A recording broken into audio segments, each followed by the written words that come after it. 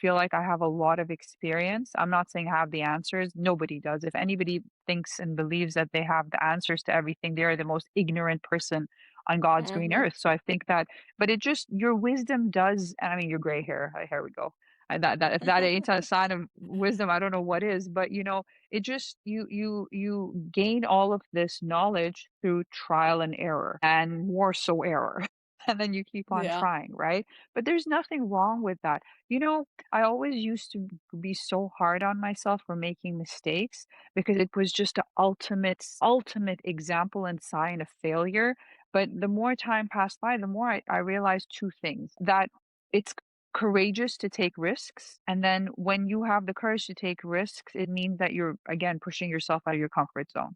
And then when you take a risk and you fall and you screw up, yes, it's hard to accept that you messed up and that you did not succeed, but there was some sort of lesson that gave you wisdom, right? Like use the perfect example. When I decided to leave my corporate job in 2024, I had a really good job. It's just that I couldn't do the drives back and forth to Abu Dhabi anymore.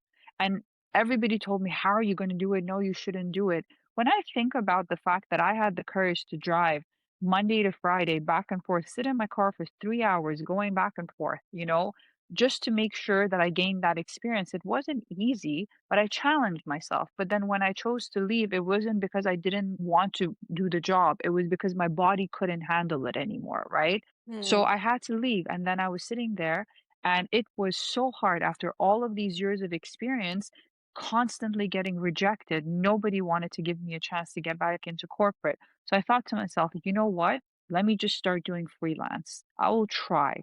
I don't think I'm an Mm. entrepreneur. I don't think I have an entrepreneurial bone in my body. I've never been good with numbers, but let me just try. What is the worst case scenario? I'm going to fail, right? Or I'm going to earn some money until the next gig comes along.